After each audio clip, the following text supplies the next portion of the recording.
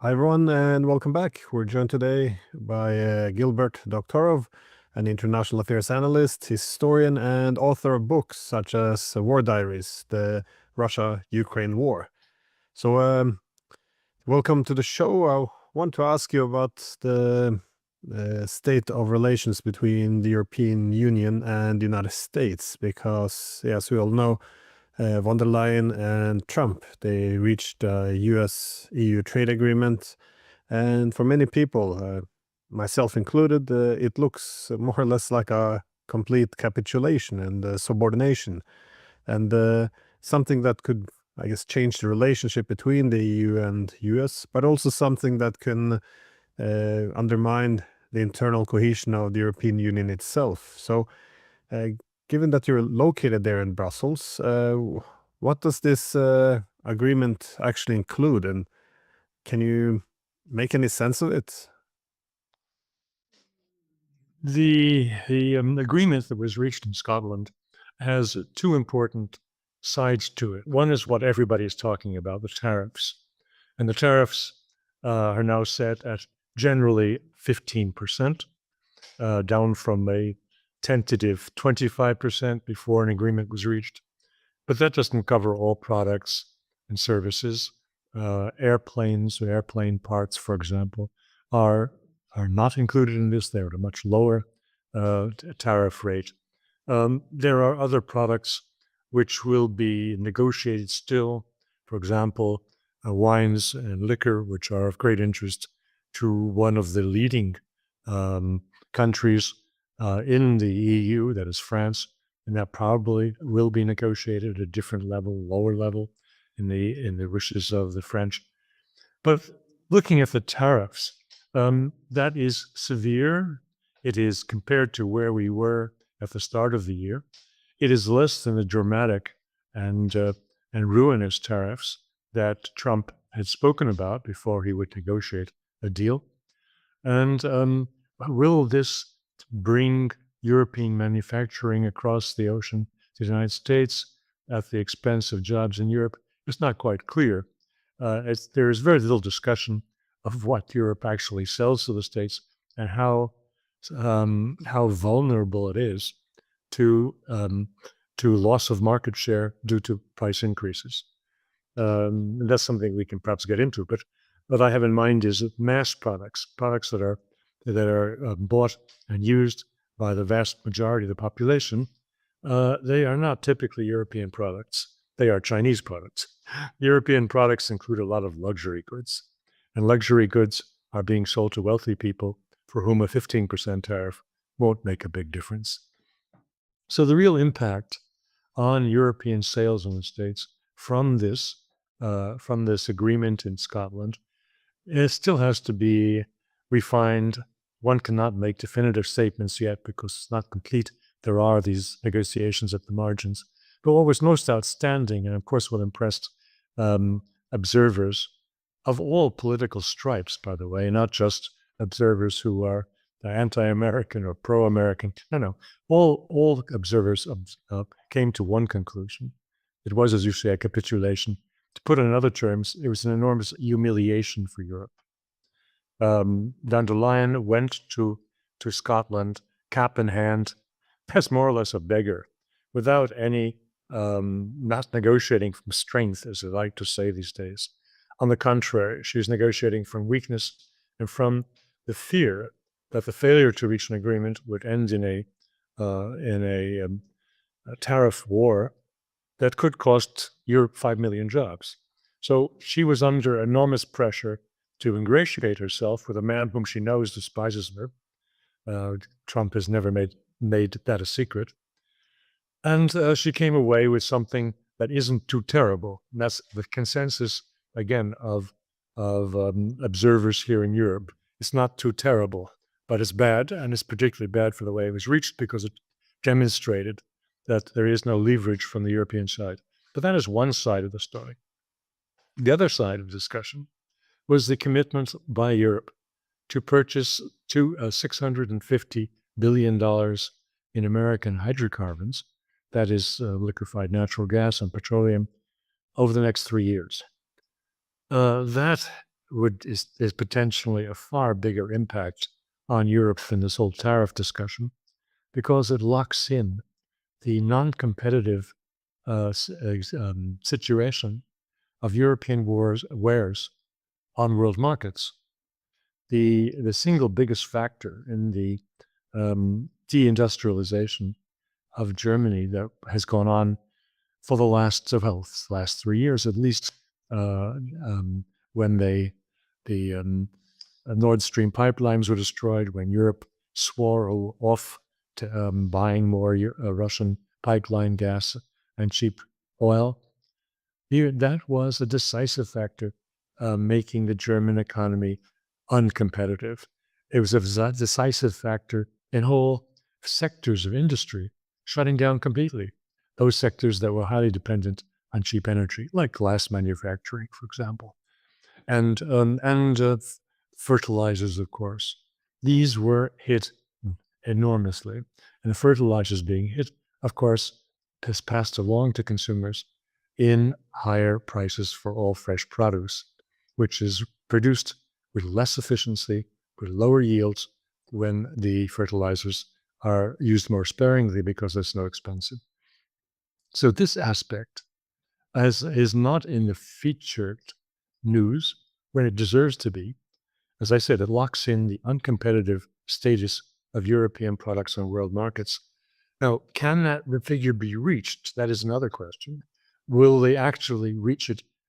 Will they actually achieve that over the 3-year period? These are quite big question marks.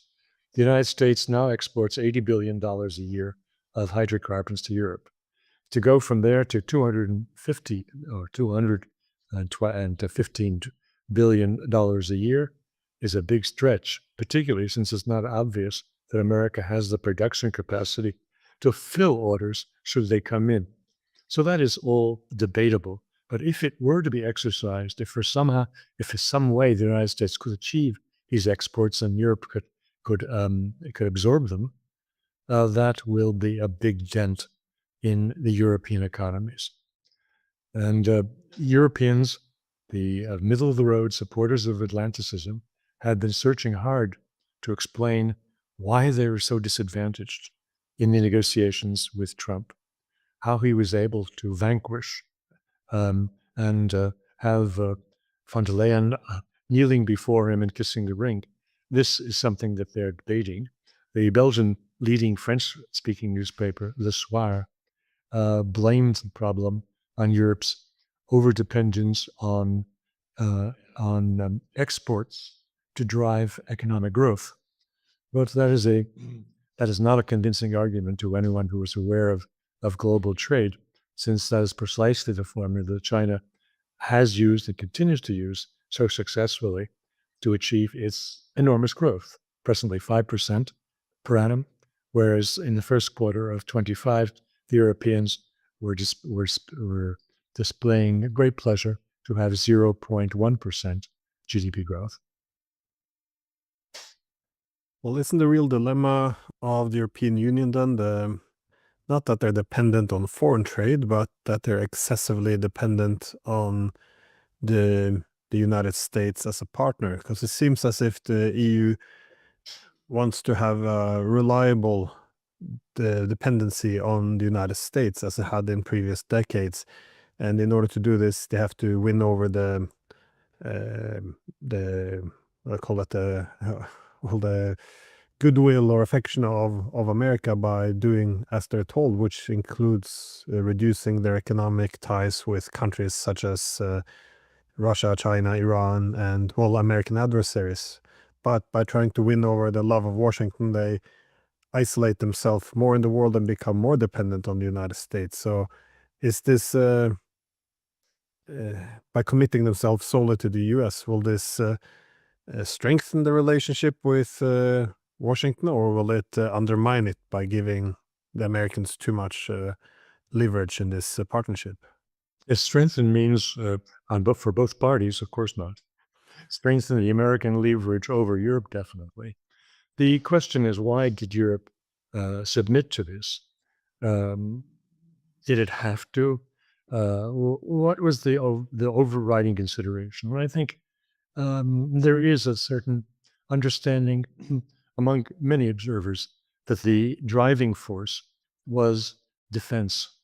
And the hope that by staying close to Trump, by submitting to his will, they could maintain an ongoing conversation with him and persuade him to do what they want most of all, which is to continue to support Ukraine in its war on Russia, because they have made that arbitrarily, they have made that an existential threat to themselves for the sake of the leadership staying in power.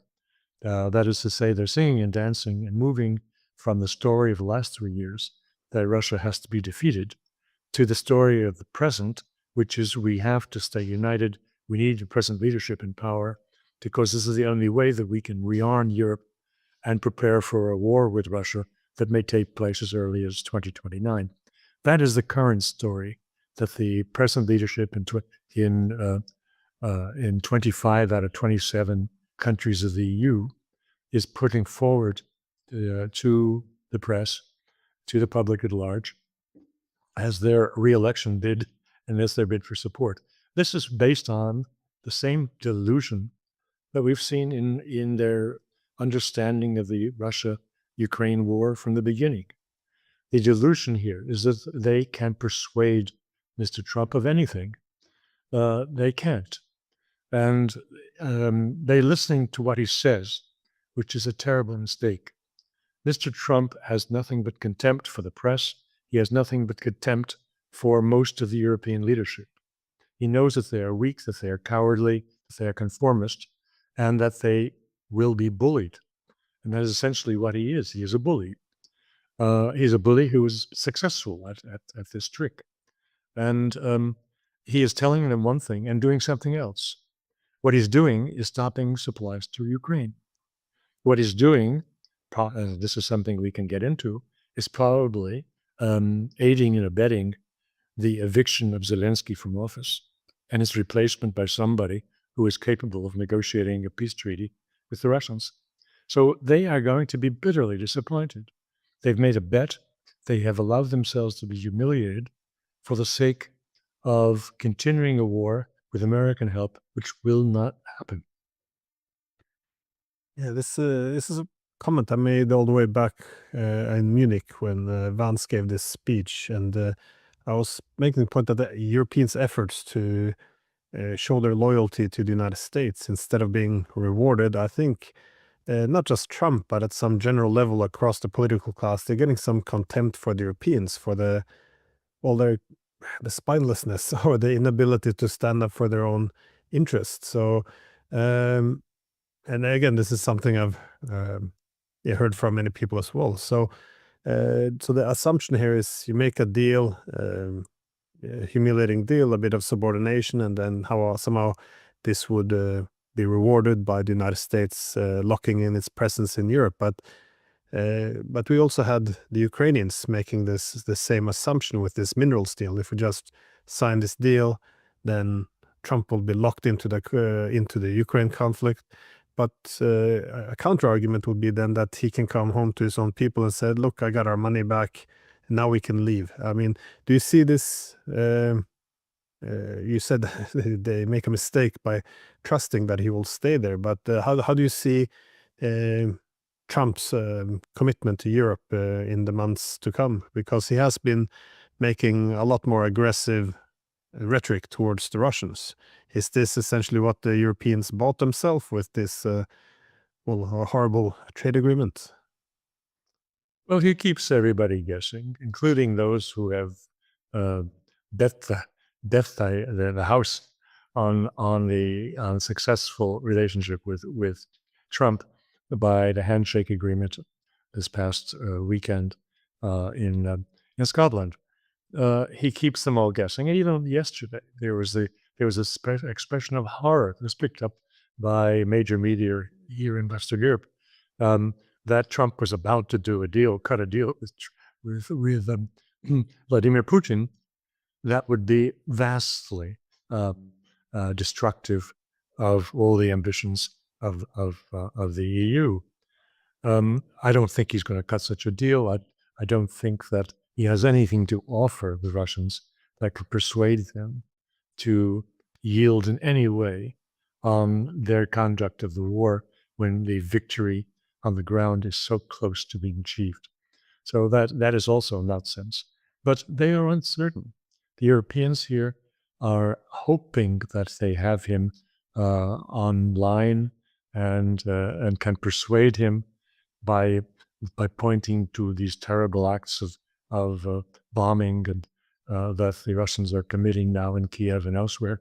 But they can persuade him using Melanie, perhaps, all kinds of levers that they believe, want to believe, can get Trump to change his mind in the hope that he is not a serious man, that he does not have long-term vision, and that he can be changed from one day to the next by somebody whispering in his ear.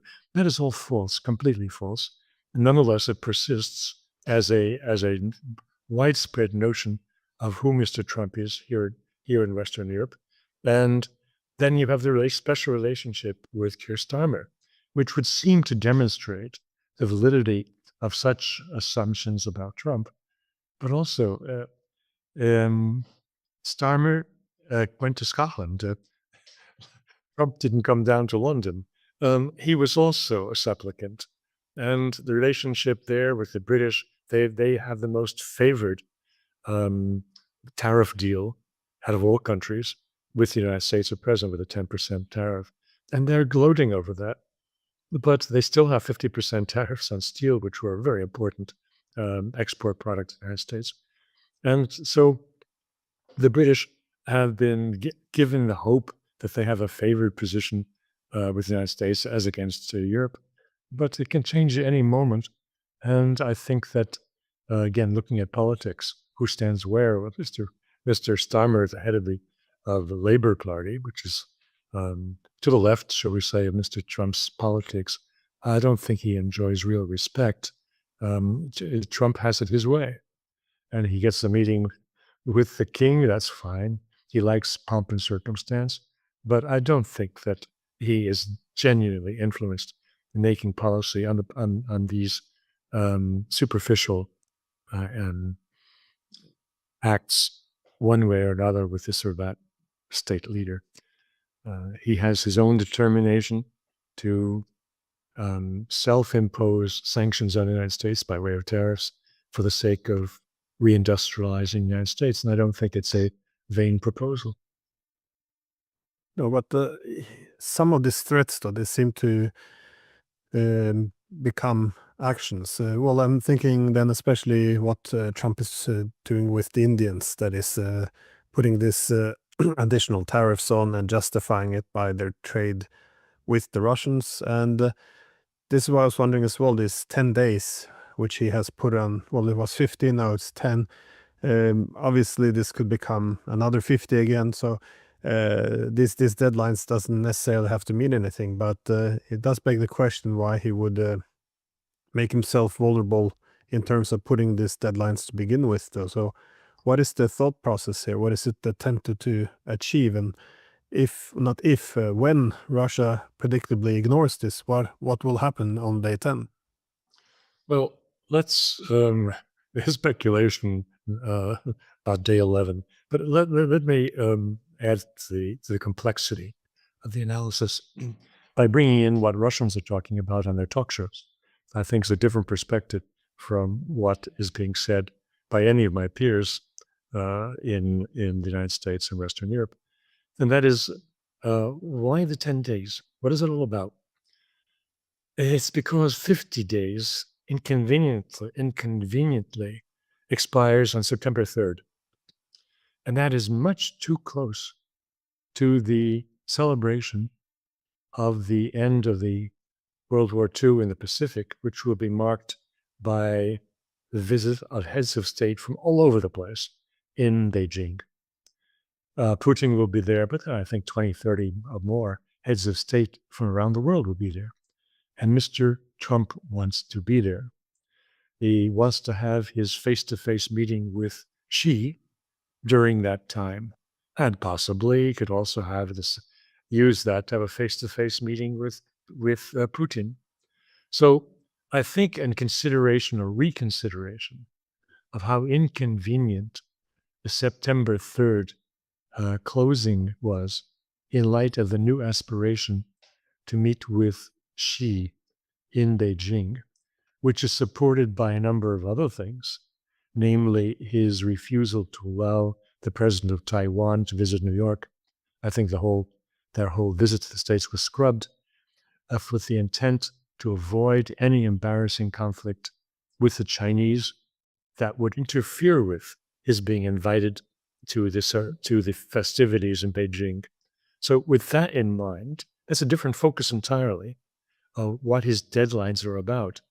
There's more than one consideration when he sets these deadlines.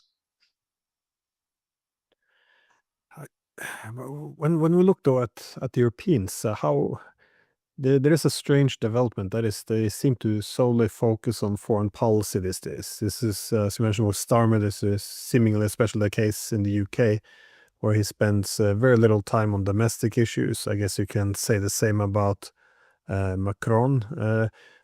And again, this trade deal as well seems to sacrifice a lot of domestic priorities, that is to develop the economy, deal with social issues. All of this is being reduced in priority in order to instead buy some favor with the Americans to, again, for foreign policy objectives, no matter how foolish they might be, such as continuing the war in Ukraine. But how long do you think this can go on for the Europeans? Because this kind of doubles down on the disaster of first cutting themselves off from Russian energy, and then, of course, destroying the destruction of Nord Stream. Did you see the political instability permitting such an agreement to be passed, or not really? Well, one thing I was to bring up is what we mean when we say Europeans and who makes European policy. I've been rereading my materials going back to 2015 in preparation for the volume 3 of my memoirs, and I was very focused on Germany in 2015. Spoke about it at several conferences and wrote about it in what I consider to be a very important policy analysis that was published in comparative politics of McGimo, the Russian university that prepares diplomats. What I was saying then is the European policy is made in Berlin, and this is a well-kept secret. In 2015, just as in 2025, all the top posts in the European institutions are German designated. They were appointed by Germans. And they have appointed, in the present case, von der Leyen has appointed people like Kallas, people from Lithuania, people from Poland, who are under her thumb. They are representing small countries, insignificant weight compared to the 450 million population of the EU. They are often people with intellectual lightweights, like Kallas, who can be dominated by a strong and willful personality, like von der Leyen. That is to say, the commissioner, the head of the president of the commission, the head of the parliament, the president of the parliament. Yes, she's Italian, but she's appointed by the majority, which is dominated by the European People's Party, which is dominated by the Christian Democrats. But the strings all go back to Berlin, just as they did in 2015 when Juncker was there. Yes, of course, he was Luxembourger, but he was a weak man who was nominated and supported by Merkel, because she knew she could control him because there were scandals around. Just as Tusk at that time, he was made the president of the European Council. Tusk, who could hardly speak English, but spoke very good German, by the way, she appointed him. And nobody bothered to think about what the German connection was there. He was under her thumb. So that was how it was in 2015. That's how it is today. And just as the only thing that's changed is that Germans today have come out from behind the apron strings of EU institutions and are saying openly that they want to become, for example, the main military force in Europe. So who is Europe? Europe is Germany. Mr. Merz is the decisive voice on whether the sanctions, the tariffs agreed by von der Leyen will go through, and many other policy decisions. Your question about why foreign policy? That's what you do when you're losing and you can't control domestic policy. You're speaking about very unpopular leaders. Keir Starmer has lost control of the Labour Party on domestic issues. He had a very severe setback when his reforms on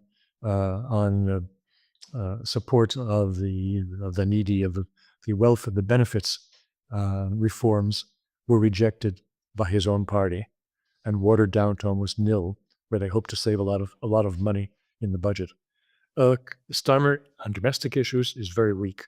Therefore, he can only hope to shine on international issues where nobody can say much. The same is true of Macron. His domestic standing is negligible. He has very little popular support. And so he goes trotting around the globe, speaking like Mr. France and getting the press to listen to him. This is normal politics of the losing side. Well, what does it say about the future of the European Union, though? Because not only was this a terrible agreement being made, but as you suggested before, the optics wasn't great either. That is, von der Leyen, coming to Trump's golf course in Scotland, and well, the general benefit, I guess, or attractiveness of the European Union to begin with has always been this collective bargaining power, that they can negotiate from a position of strength. With obviously the US being the most important partner, that you can have some equality between Europe and the US as opposed to having 27 member states stand on their own. But if we look back, the 90s, early 2000s, this was the main selling point of the European Union as well. That is, it could set this asymmetrical interdependence with its neighborhood and the wider world. That is, when the EU sat down to negotiate trade with another state, Moldova or anyone, then the EU could dictate all the terms, and not only having a favorable economic agreement, but they can also translate this into political power. So they set political conditions for trade, which became a form of external governance, which is why many people in academia refer to the EU as a regulatory power or regulatory superpower. If you want to trade with us, you have to follow our rules. And this imperial model is maybe a bit over the top, but nonetheless, what will happen to the EU now? Because there is no equality with the US. The EU has, as you said, kissed the ring of Trump and subordinated itself, and also with the rest of the world, as the economic power of the EU continues to decline, as its leaders look more and more incompetent and corrupt and unable to reach proper agreements. This whole geopolitical EU, it seems to become more of a burden. I mean, if you're Germany, you want to have good trade deal with the Chinese, you don't bring the EU along, because they will come with their geopolitical objective, which means to insult the Chinese instead. So, what does this say about the future of the European Union? Is this club, is this a death sentence, or is it, expiring? How are you reading it? It's not a good sign, at least, I would say. To relax, I often turn on YouTube and just see what they're proposing to look at. And it's like that mixed in with the geopolitical videos, they have a lot of animal videos, particularly dogs. I think about one of these little videos, which has a German Shepherd and a Golden Retriever. They're in the middle of a maze, and the Golden Retriever is saying, "We're doomed." Europe is doomed. When the present configuration is doomed, this cannot continue. They are driving down the welfare of the people directly in measurable ways. As I've written recently, the rejuggling of the Belgian budget, which the new Flemish-dominated federal government has thus put into place, takes away benefits from what has been outstanding medical services. Severe cuts. This is typical. The cuts are being made to make room for the burgeoning rearmament program, and which is all a result of a dead wrong foreign policy. I'm just wondering when this will come out, and will have demonstrations similar to what we saw in Kyiv a week ago. This cannot go on forever. It defies gravity that the national leaderships in Belgium and in 25 out of 27 other member states of the European Union are working directly against the interests of the people who voted them into office. That is becoming more and more apparent as the budgets are revised to take away benefits for the sake of raising arms manufacturing for the purpose of fighting a war which is unnecessary, which is driven by the same personal ambition as Mr. Netanyahu in his war in Gaza. That is called out by the Western press now openly. This is not just a supposition of people like you and me. It is accepted as mainstream that Netanyahu is fighting a war to keep himself from going to court and prison. I say the same thing about all of the European leaders.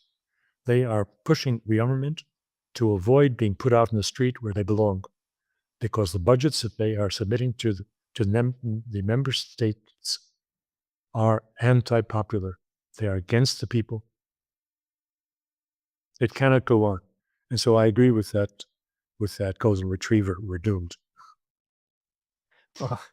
If we're going to look at how this will affect Europe, then obviously, given that the main purpose of this trade agreement was to tie the Americans in and commit them to Project Ukraine, but also a lot of, as you said, a lot of the political elites there, they see their hold on to power that is in Brussels, dependent on the continuation of the Ukraine war. Again, continuation of Ukraine war is necessary to keep America in Europe. It's necessary to keep these political elites in power.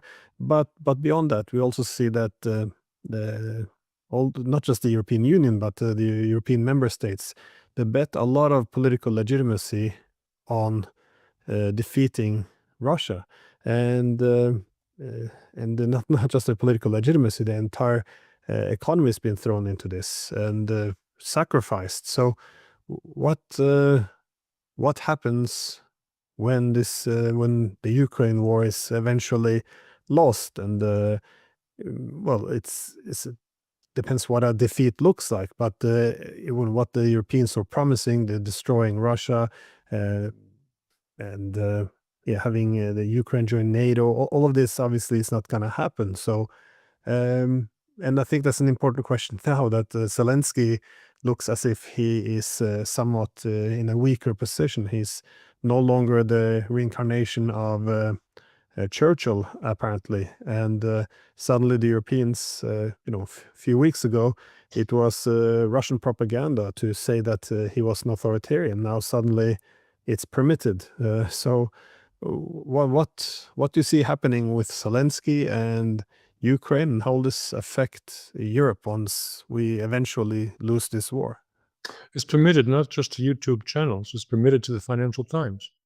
They use that word in a headline of an article dealing with the new law stripping the the anti-corruption agencies of their independence. He is damaged goods now. And he's damaged goods in the Anglo-Saxon press in particular, on both sides of the Atlantic.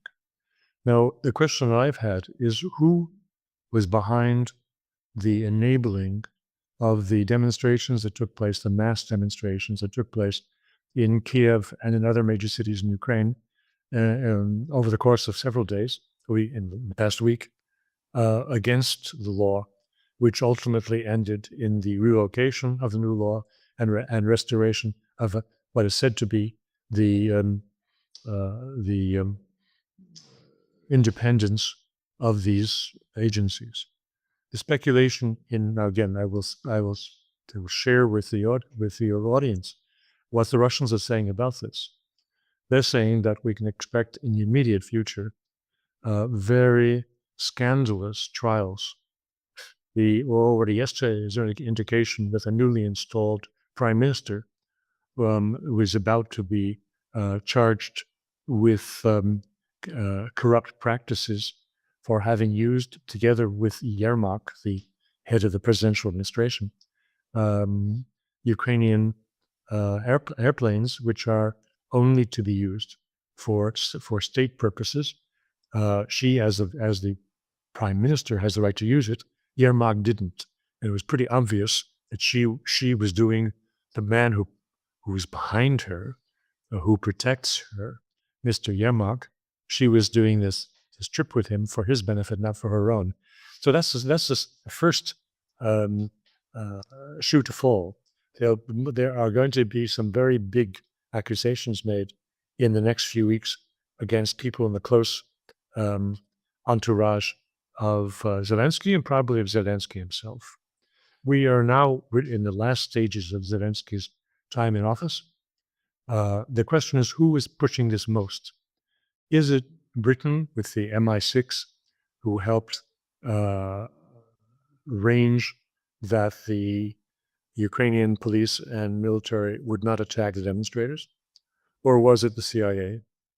There are two. These are now, you could say in the past they were one and the same, but not anymore, because the United States and Britain have parted ways on the Ukraine war. For the Brits to have done this, it would be to replace Zelensky probably with Zaluzhny. Let's remember, for the last year and a half, Zaluzhny, who was the head of the armed forces of Ukraine for several years, and who was viewed by Americans in particular as being a good candidate to replace Zelensky. He was moved out of Kyiv and sent off into exile to London, precisely so that to avoid that eventuality, that he would be on the inside, being able to muster support if the West nodded to him as the one to succeed Zelensky. Well, he's been biding his time in London. He's been learning English because he hardly could say two words when he arrived there, and he got there because he had said at the time what was true, how badly the Ukrainians were losing the war, and that was unacceptable to Zelensky. Now, that is one possibility. Another candidate, the one I call out on the American side, is a very different story. I think Zaluzhny would be put in if the intent was to continue the war and to have somebody who has more credibility with American and West European suppliers of arms to Ukraine, because he is a genuine military person, and his orders would not be for PR stunts like Zelensky's were, but having some genuine military foundation. Now, I'm saying that the Americans probably have a different game.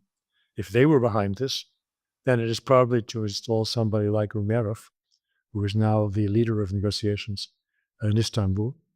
Umerov is a civilian. Umerov is a Crimean Tatar, a Muslim, by the way. Probably speaks some Arabic, some Turkish. It would be logical.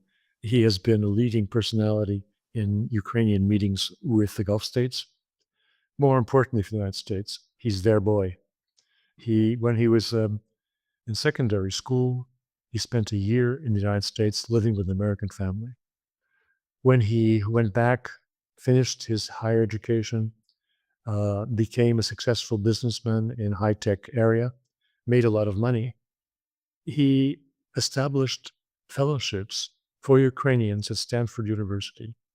I mean, why Stanford University? Why the United States? So he has an American connection, which is always looked upon. He doesn't have an American wife, but you can't get everything. Um, so he would suit the Americans very nicely as a stand-in, and it is reasonable to assume that he could and would negotiate a peace treaty with the Russians, not on the ridiculous basis of Russian capitulation, but something close to Russian demands. Yeah, this is interesting though. Of course, who Zelensky is replaced with will be a good indication of what's intended for Ukraine to go. Well, that is it's continuing the war or not. But yeah, I remember back in the days when it looked as if Zelensky was on very shaky grounds, and I thought that he might be going away, and then instead, of course, he shipped Zaha Solution to London, which is an interesting thing. So I guess Zelensky would, well, people like Orostovich has said he will probably leave. I mean, I would also expect him to go to Miami or the south of France, but there will be a lot of pressure in the future to have him return to Ukraine. He made himself a lot of enemies, and it wouldn't be very difficult to put any criminal case against him. However, how do you see, as I guess my last question, how do you see the war progressing from here, though? Is peace agreement now completely off the table, or will it depend on who comes after Zelensky? Because um, it seems as if it would be possible to get an agreement on Ukraine's neutrality. That is going back to Istanbul. The problem is the Istanbul plus, the territorial concessions. Especially humiliating would be to have a recognition of territories seized by, which aren't even seized by Russia yet. That is of the four regions, but as Russia progresses on the territory, that humiliation, wouldn't it be reduced? That is, the Russians are controlling more and more territory. In other words, the gap between what they demand and what they already have is reduced. Do you see any possibility of anyone in Ukraine accepting these terms? Because you said they're quite draconian. I'll be the first to say the Russians have some very high demands upon Ukraine. They are especially high demands when you're they're demanding a concession of territory that you haven't even won on the battlefield. I think that problem will be solved before September. I think it's entirely to be envisaged that Russia will sweep to the Dnieper. The Chasov Yar was fought over for more than 6 weeks, 7 weeks. This is a logistics center that was highly contested, very well armed, protected, fortified, and Russians finally overran it in the last few days.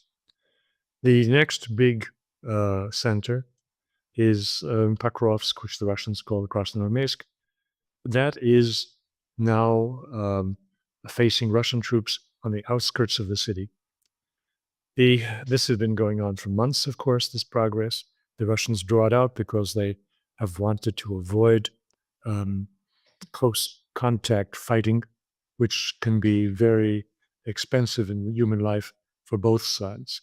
They've mostly been conducting their war on Pakrovsk with aerial bombing, artillery bombing, and so forth, which costs them very little in lost soldiers and officers, but is quite devastating to the Ukrainian side. Once they take Pakrovsk, it's a clean sweep across to the Dnieper. And so I think that if they take Pakrovsk in the next few weeks, they will take the whole of Donetsk and possibly Zaporozhye by September. And then the Russians can be generous in the terms of a settlement, because they will not have to haggle over taking territory that they didn't want to win on the ground. So that would be a good time to look for a settlement. Again, coming close to Mr. Trump's original deadline of the first days of September, in anticipation of the general meeting of world powers in Beijing to celebrate the 80th anniversary of the end of the war in the Pacific. I think these things come together, and so I would look for a change of leadership in Kyiv within that time frame, engineered either by the United States or by the Brits, depending on that will depend whether a peace treaty can be negotiated. But on the ground, the Russians will have gotten what they want. Yeah, I think people often you look at the defensive lines. Obviously, it's not much west of Pokrovsk, but as you pointed out, in this war especially, the logistics is really important, and these logistics centers of Chasiv Yar, Kupiansk as well, you can put in this, and Pokrovsk, I think, will be very important to crack the final stretch towards the Dnieper. So, well, thank you as always. It's always a great pleasure, and to get your insights on this. So, thanks again. And for people who want to follow you, this is you have your Substack, and of course, I'll leave a link to your book. Anywhere else people should look for you? No, that sums it up. If they look at the Substack, just look at the last few issues, because I'm particularly proud of, as I say, of 2015, which was quite a remarkable year for understanding who is who in Europe. Oh, thanks again.